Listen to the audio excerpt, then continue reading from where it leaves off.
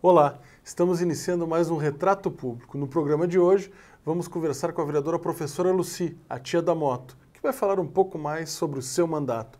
Tudo bem, vereadora? Muito obrigado por estar aqui conosco hoje. Tudo bem, Matheus. É um prazer. Olá para os nossos telespectadores da nossa TV Câmara, canal aberto 18.2.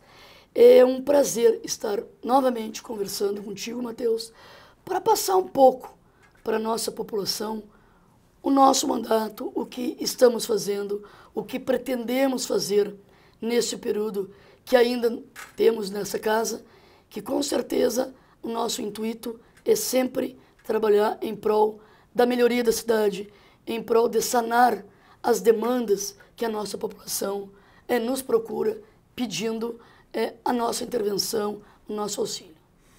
Vereadora, recentemente, a presidente da casa, a vereadora Cida Brizola, se afastou por alguns dias, para fazer um curso de qualificação, viajou a Porto Alegre, e aí, como o nosso regimento interno diz que um afastamento acima de 48 horas tem que passar o cargo para o vice imediato, que no caso é a senhora que é a primeira vice-presidente.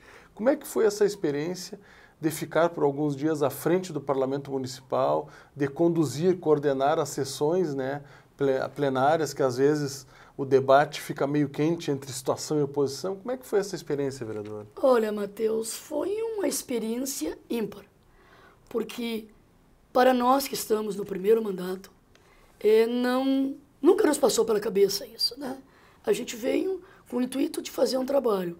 Agora, é um aprendizado que eu acredito que todos nós, vereadores, deveríamos passar.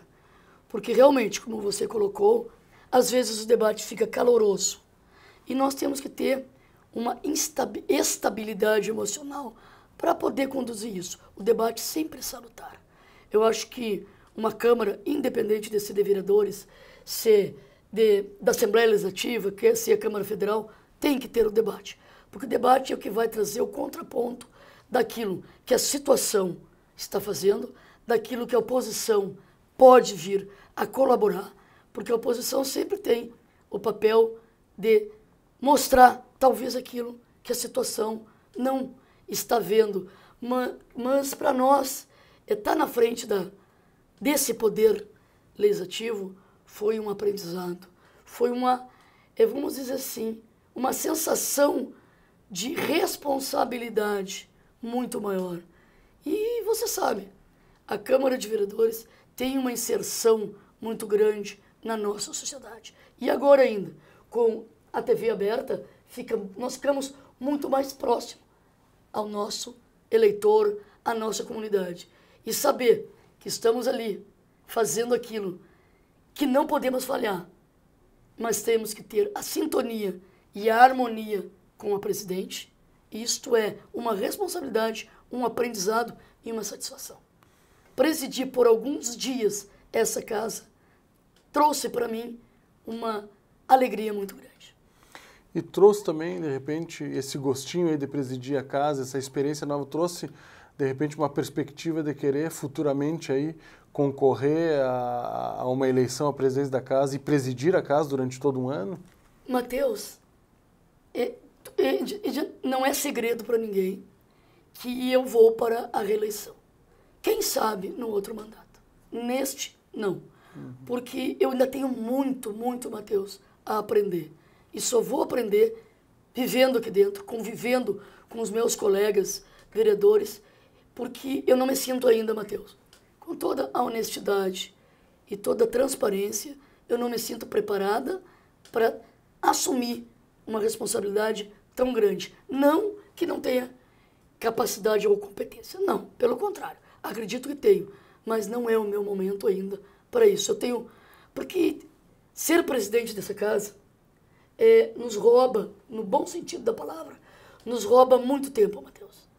E eu ainda tenho muito ainda a oferecer para a sociedade do meu trabalho de rua, do meu mandato nas comunidades. Estando à frente da casa, a gente fica um tanto quanto presa a burocracia aqui de dentro.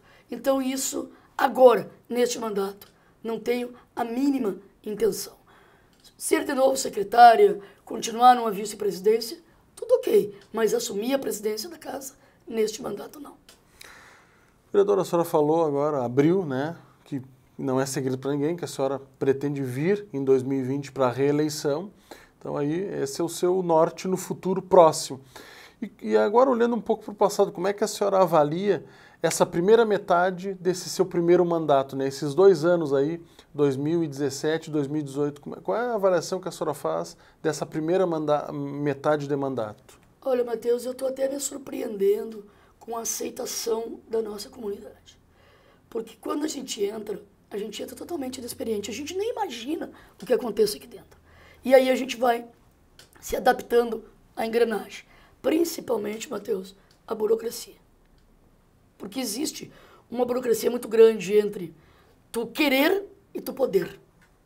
Se dependesse só de nós, vereadores, todas as situações de Santa Maria estariam resolvidas. Mas não é assim. Nós temos que obedecer uma hierarquia. O poder legislativo não tem o poder da caneta. Ele tem que ser um poder independente, mas harmônico com o poder executivo. Mas, desses 2 anos e alguns meses, eu considero que o nosso mandato, e por que eu digo nosso, Matheus? Porque um vereador não faz nada sozinho se não tiver uma equipe por trás. Se não tiver uma assessoria que pense, que sonhe na mesma linha que o seu vereador. Então, por isso eu digo, nós conseguimos realizar no nosso mandato muitas demandas. Nós conseguimos aprovar projetos que eu achava que eu iria levar uns 2 anos pela burocracia do sistema. Mas a nossa bandeira todo mundo sabe. A minha bandeira primeira, não só por ser a bandeira do PDT, mas por eu ser uma educadora. A minha primeira bandeira é a educação. Eu me elegi com o apoio dos meus colegas do magistério para trabalhar aqui pela educação. Mas, no decorrer disso, vem acontecendo outras demandas que nós não podemos deixar de atender a nossa população. Outras bandeiras, outras pautas vão somando também. Exatamente, exatamente. Então, meu primeiro objetivo, a minha primeira promessa ao educador que está olhando, que está nos vendo do outro lado da Câmara, seria aprovar as normas de convivência, que é um trabalho que eu realizo há 27 anos dentro da Secretaria de Educação, há 33 do Magistério Municipal, que seria trazer para o nosso professor uma maior segurança dentro das suas ações, dentro da escola. Aprovamos, e aí nós somos provocadas pelo Ministério Público, porque o Ministério Público não pode fazer leis, ele tem que fiscalizar e executar, cumprir a execução. Fomos provocadas pela doutora Rosângela, promotora da Promotoria Especializada de Educação, junto com a sua assessora direta, a doutora Cristina Martins, de também criar a lei, junto com a lei das normas de convivência, as práticas restaurativas. Associamos as duas, conseguimos em um ano, no ano de 2017, conseguimos aprovar as 2 leis. Isso, para mim, eu sempre brincava e dizia para os meus colegas professores, o dia que eu entrar e aprovar a lei que protege vocês, que protege a família, que protege o aluno, eu estou com o meu mandato realizado. E, graças a Deus, conseguimos aprovar essas 2 leis no primeiro ano de mandato. Nós, recentemente, né, vivemos situações muito tristes no país, né? Um ataque com armas de fogo numa escola em Suzano, né, onde vários alunos morreram, outros tantos ficaram feridos. Várias outras situações dessas já aconteceram no Brasil, inclusive aqui em Santa Maria já tivemos ameaças, né, de que pudesse acontecer em escolas aqui de Santa Maria também. Então está todo mundo muito preocupado com essa situação e principalmente o ataque às escolas, à educação, que é o futuro do país, né? Então acho que projetos como esses têm um peso muito grande, né? Queria que a senhora explicasse para o telespectador que está nos assistindo de forma bem objetiva em que consiste esses 2 projetos que a senhora ficou muito feliz de ter aprovado ainda no primeiro ano de mandato. Bom, Matheus, telespectadores, o projeto consiste em dar uma oportunidade real aquele aluno que não conseguiu se inserir no contexto escolar.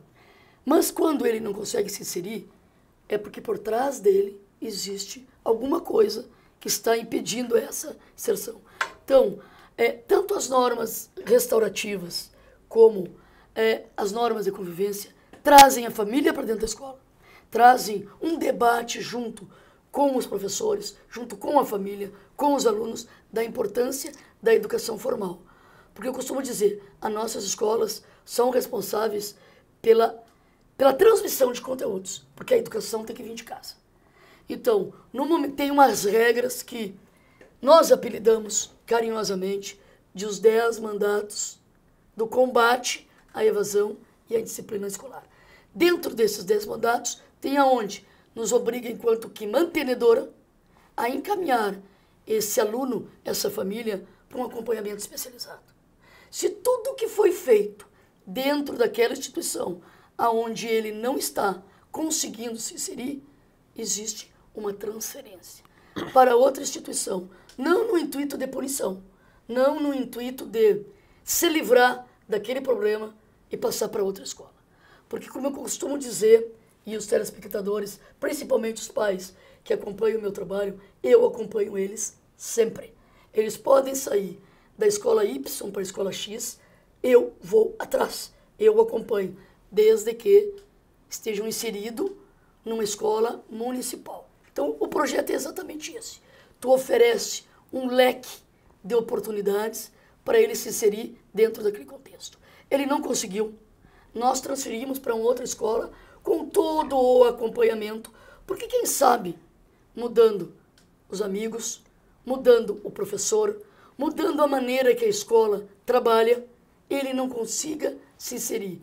E eu posso dizer tanto para os telespectadores como para ti, Matheus, nós já escrevemos 2 livros.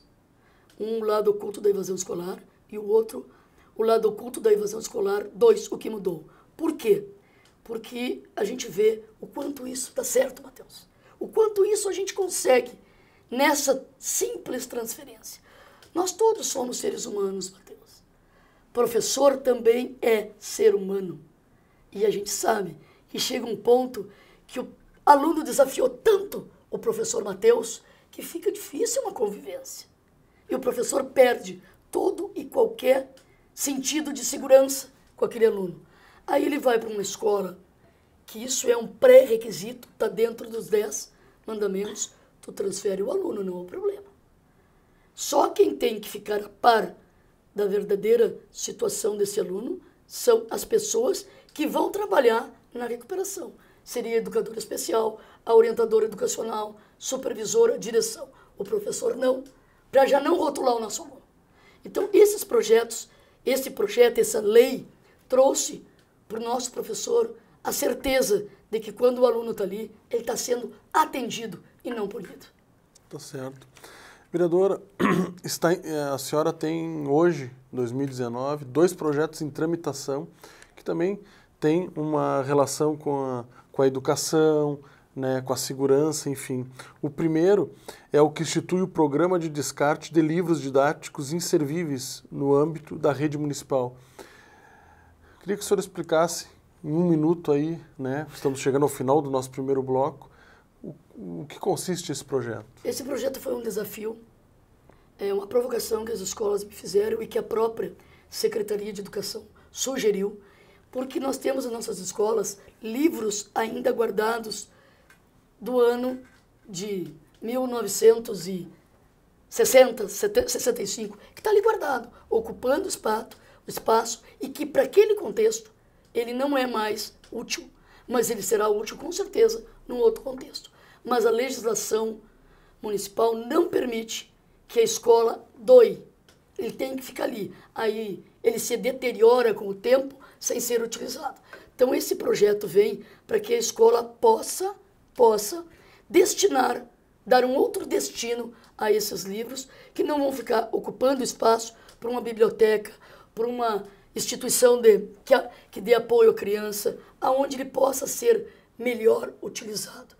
E na última hipótese, de todas as hipóteses que podem ser feitas, a última seria a reciclagem desse livro para ser utilizado. Nunca queimar, incinerar, porque nós vamos estar jogando fora uma cultura. Mas também não podemos ficar com a cultura inútil dentro de uma escola ocupando espaço. Tá certo. Vereador, nós vamos seguir conversando sobre o seu mandato, projetos e demais temas, mas agora vamos fazer um breve intervalo. Voltamos daqui a pouco com o segundo bloco do Retrato Público. Não saia daí.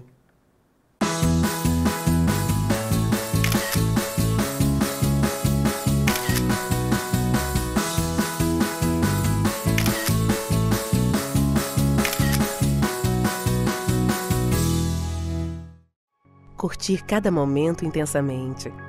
Aproveitar os amigos para jogar conversa fora. Sentir a emoção de uma aventura. Ou trabalhar com dedicação. A Associação dos Portadores de Esclerose Múltipla de Santa Maria e região é uma instituição sem fins lucrativos, que ajuda a mostrar como os portadores da doença podem viver bem, com mais qualidade de vida. Na Apensmar, o paciente tem acesso a atendimento psicológico, médico, jurídico e a terapia ocupacional.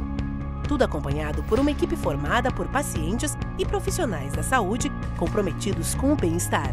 O grupo promove encontros, ações de cidadania, de assistência à saúde e de lazer, a fim de compartilhar o conhecimento sobre a doença e favorecer a inclusão social dos pacientes. Acesse o site e saiba como apoiar.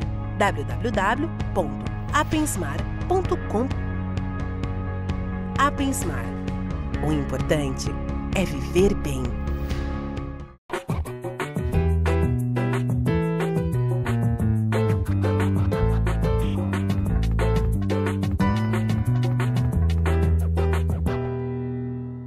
Em 1808, um acontecimento muda profundamente a nossa história.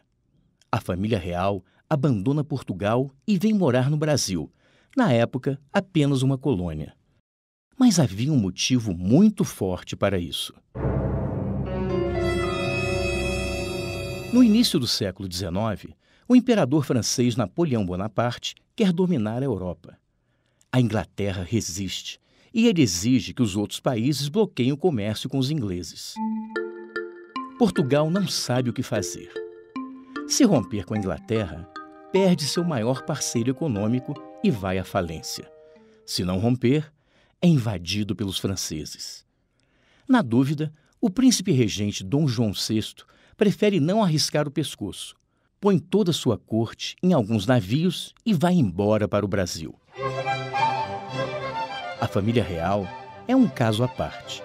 Dona Maria, a matriarca, era conhecida como a Rainha Louca e tinha surtos de alucinação em público. Já Carlota Joaquina, esposa de fachada de Dom João VI, não era exatamente um sinônimo de beleza.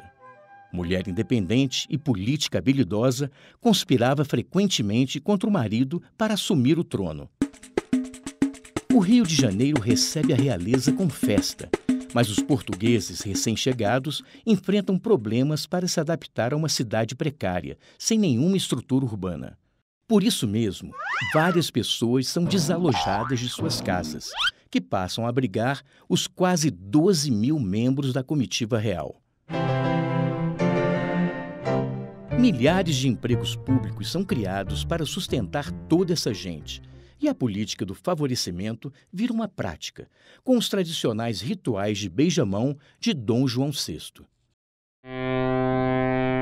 O Brasil abre os portos para a Inglaterra, que, em troca, abre os cofres para o Brasil, alimentando a nossa eterna dívida externa. Mas o dinheiro em circulação também traz melhorias para o país, que, com o passar do tempo, deixa de ser colônia para se tornar um reino. O Rio de Janeiro ganha ares de cidade maravilhosa, com saneamento, ruas calçadas e edificações modernas. O comércio e a indústria se desenvolvem, o exército e a marinha são aparelhados e a educação e a cultura florescem, com a criação de escolas, teatro e biblioteca pública. Missões estrangeiras visitam o Brasil e artistas renomados se mudam para cá. Com a derrota de Napoleão, as coisas se acalmam em Portugal. Dom João VI é chamado de volta, mas deixa seu filho Dom Pedro I por aqui. Em 1822, o Brasil se torna independente de Portugal, mas continua dependente dos empréstimos da Inglaterra, do sistema escravocrata e dos senhores de engenho. E o poder legislativo finalmente chega às nossas terras. A Câmara dos Deputados e o Senado são criados pela primeira Constituição brasileira promulgada em 1824. Inicialmente elaborada por uma Assembleia Constituinte, ela tem uma história curiosa. O texto final não agradou o imperador Dom Pedro I, que, indignado, acabou com a Assembleia, prendeu e exilou alguns deputados e mandou escrever outra carta, inventando uma moda que seria imitada algumas vezes em nossa história.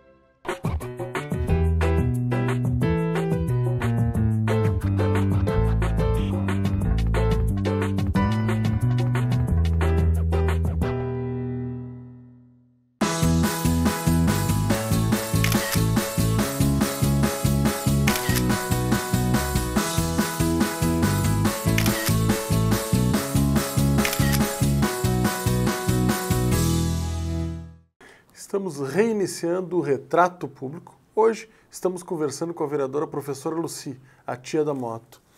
Vereadora, no final do primeiro bloco, a senhora falava de um dos seus 2 projetos que estão tramitando nesse início de 2019. Um outro projeto seu que também está tramitando, que aí tem uma relação maior com a segurança, que a gente conversava também, né, sobre essa questão da educação. A insegurança que vive a educação hoje, infelizmente, né, com vários ataques ocorridos. O seu projeto, que também está em tramitação, é o projeto que institui o programa Maria Sem Medo nas escolas da rede pública municipal. O que seria o projeto Maria Sem Medo? O projeto Maria Sem Medo, na verdade, Matheus, seria um projeto para trabalhar dentro das escolas a Lei Maria da Penha. Porque hoje a gente vê. Eu iria colocar um outro nome. Eu iria colocar o nome em homenagem a uma menina, que foi a Isadora, que está nas redes sociais, né? Justiça para Isadora, que é filha de um colega nosso. Mas para não deixar ele, vamos dizer assim, marcado como o nome dela, não no intuito de não querer homenageá-la, mas sim quantas Isadoras existe por esse Brasil. Então, como já existe a Lei Maria da Penha, nós fizemos Maria Sem Medo, que nada mais é do que as nossas escolas trabalharem a Lei Maria da Penha dentro das escolas, trabalhando, porque tudo começa na base. Tudo começa com a nossa criança e com o nosso adolescente. Se um menino é acostumado a ver seu pai agredir sua mãe, para ele passa a ser normal. Se uma menina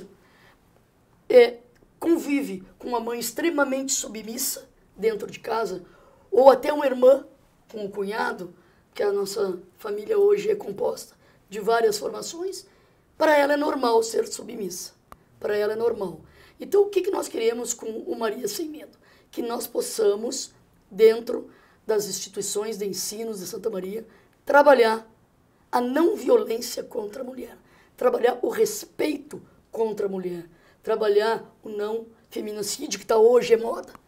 Na verdade, nada mais é... Tem aumentado no Brasil nos últimos meses. Né? E nada mais é que para nós, na antiga, eu com 60 anos, é aquela agressão que a mulher, historicamente, vem sofrendo do homem. Hoje, graças a Deus, temos já homens que já estão bem mais, vamos dizer, civilizados, no bom sentido da palavra, e que tratam suas esposas, suas filhas, suas irmãs, de uma forma harmônica. Mas ainda temos o que está acontecendo, que a gente está vendo. Isso é no Brasil, de ponta a ponta. Então, nós queremos começar a trabalhar a base para tentar combater essa violência contra a mulher. Tá certo. Vereadora, a senhora participa de 2 comissões.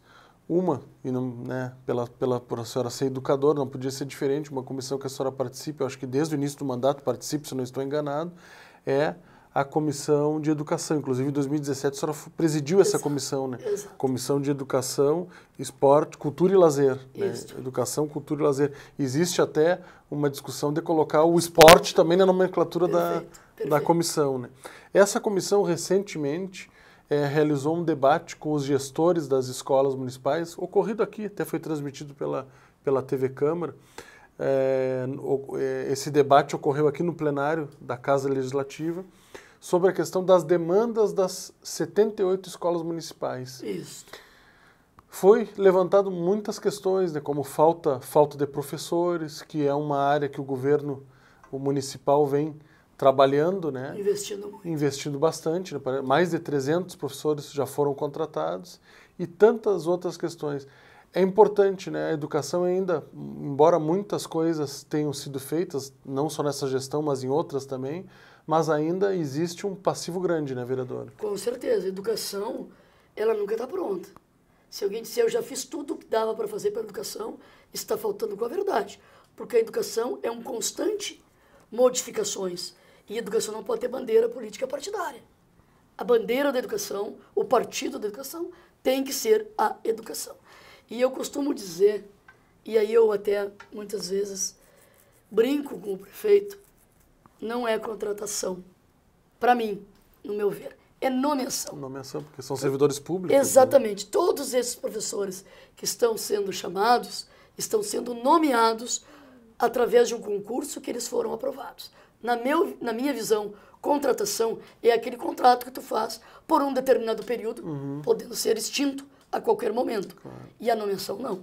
A nomeação, ele tem que respeitar todos os critérios de uma nomeação para se tornar um funcionário público. Efetivo, depois de 3 anos se tornar servidor público efetivo. Então, eu brinco com ele e digo, nós não estamos contratando, nós estamos nomeando. Mas a maior dificuldade realmente é esse déficit que ainda tem. E vai ter sempre. Quem diz assim, não, eu terminei com o déficit de educação, de professores. Não, isso nunca vai acontecer. Porque todos os anos está acontecendo aposentadoria, está acontecendo demissões. Como é que eu te dizer assim, ó, o professor se exonera porque passou num outro concurso. A vacância daquele cara. Exatamente, sempre. Isso vai ser sempre. O que nós precisamos é de um ano para o outro fazer uma programação do que vai acontecer no próximo ano. Mas a gente sabe da burocracia. Eu te chamo, te nomeio e tu não quer. Mas eu tenho que esperar 45 dias para eu poder chamar o outro para nomear o outro. E aí dá esse transtorno que dá em todos os inícios do ano e vai continuar dando. Então, a educação é mais uma das demandas dessa nossa reunião pública, que foi presidida pela professora Celita, que é a presidente da comissão, e eu vice-presidente. Também apareceu muitas demandas de infraestrutura, muitas demandas de segurança, muitas demandas de falta de recursos humanos, não no sentido de educadores, mas da merendeira, dos serviços gerais. Então, apareceu várias demandas que agora nós vamos fazer um apanhado, vamos marcar uma reunião com a secretária professora Lúcia Madruga para transmitir para ela, apesar de a Secretaria da Educação estar presente também nessa audiência pública, reunião de trabalho, mas nós vamos oficializar documentalmente aquilo que as escolas demonstraram para nós, tanto presencial como um questionário que a gente mandou. Antes da reunião, a gente enviou um questionário para todas as nossas escolas, aonde elas... Porque a gente sabe que é difícil um gestor sair naquele horário para vir para cá. Já falta pessoal. A responsabilidade de deixar uma escola é muito grande. Então, a gente facilitou através deste questionário e agora, provavelmente hoje, de tarde, já vamos começar a elaborar um documento oficial para a Secretaria de Educação. E, vereadora, uma pergunta, se a gente sabe, né, seguidamente, inclusive até quando esteve aqui na sessão onde só o prefeito, né, fala, aquela sessão de abertura do ano legislativo, digamos assim, conhecida popularmente, e aí na imprensa é veiculado, né, digamos assim, os secretários, o prefeito e o vice-prefeito reclamam muito da falta de recursos, orçamento apertado, falta de recursos para tratar de outras questões. Até o prefeito sempre diz, né, que ele teve que optar entre professores e tapar buraco. Ele acabou optando nesse primeiro momento por contratar professores e atender a educação. Agora parece que vai dar uma atenção maior para a infraestrutura da cidade, né? Foi aprovado, inclusive, aqui por esse parlamento, né, os 78 milhões para contribuir com isso, né? A gente já vê algumas ruas bem melhores, mesmo, principalmente na área central do município. Mas a minha pergunta é a seguinte: o município vai ter condições, por exemplo, porque se aventou nessa reunião pública, fazer um grande pacote de melhoria nas infraestruturas das escolas. Isso demanda recurso. Sim. A prefeitura sozinha teria condições ou será preciso procurar outros entes para conseguir recurso para atender essa demanda de infraestrutura das escolas? Eu acredito que até o nome que seria dado seria o SOS Escola, né? Socorro Escola. Vamos dizer assim, o pronto-socorro para as escolas, né? Mas, por tudo que a gente vê, por tudo que a gente aprendeu nessa casa, e por todos os anos já de funcionária pública, sem parceria não vai ser possível. Nós vamos precisar, o executivo vai precisar ter parcerias. De que forma? Aí eu vou te dizer assim, e digo para os telespectadores, vai depender muito da criatividade do gestor. A parceria, mas sem parceria nós não vamos conseguir sanar todas os déficits que nós encontramos dentro das nossas escolas. A gente está vendo, já saiu na imprensa aí uma parceria público-privada numa escola nossa para a reforma da caixa d'água. Agora, recentemente, é outra parceria para a reforma da infraestrutura numa outra escola nossa, também de periferia. E isso é importante, porque a sociedade precisa colaborar também com a educação, com o desenvolvimento de uma cidade. E aí nós estamos encontrando muitos empresários que estão dispostos a dar sua parcela de contribuição. E aí que eu digo, o gestor tem que saber também associar, fazer esse bolo com várias farinhas para render, para poder atender, porque são muitas demandas, muitas.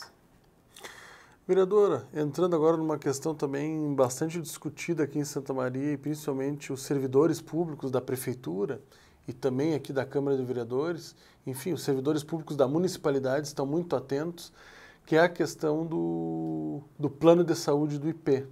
Parece que a senhora participa da comissão, juntamente com outros vereadores, né, juntamente com o vereador Manuel Badic e também com o vereador Adelar Vargas, né, o vereador Maneco e o vereador Bolinha, popularmente conhecidos, né, dessa comissão especial que está tratando dessa questão do IP. Queria que a senhora nos atualizasse. Parece que em seguida os servidores da prefeitura já vão poder ter alguma novidade sobre essa questão de poder aderir ao IP ou não, né? Na verdade, existem muitas linhas cruzadas nessa tratativa. Isso é uma tratativa que o vereador Maneco já vem há muito tempo. Quando eu entrei para essa casa, uma das coisas que eu cheguei para ele no gabinete dele, porque nós somos vizinhos, se eu espirrar ele medir saúde do outro lado, cheguei para ele e disse: vereador Maneco, eu quero fazer parte desse trabalho em trazer o IP. Na época era IP no âmbito geral, porque era saúde e previdência. Agora foi desmembrado recentemente. Foi desmembrado, agora é IP saúde, para os nossos professores, para os nossos servidores. Fomos várias vezes em Porto Alegre, várias vezes tratamos, na época, com o Tomar Vivian, que era o do IP, hoje ele é da Casa Civil, mas é onde tudo passa, é onde tudo mexe. Está num processo adiantado de negociação. Agora, foi já feito, já está sendo elaborado um documento que vai, não é questionário, é uma consulta que vai vir tanto para os servidores da casa, como para os servidores do Executivo, fazendo a pergunta se tem interesse ou não de aderir ao plano IP Saúde. Acredito que, muito logo, muito em breve, até o prefeito já largou um vídeo nas redes sociais, conversando com o Otomar sobre exatamente o IP Saúde. As tratativas estão muito boas. Vamos dizer, 95% nós já estamos aderindo ao IP.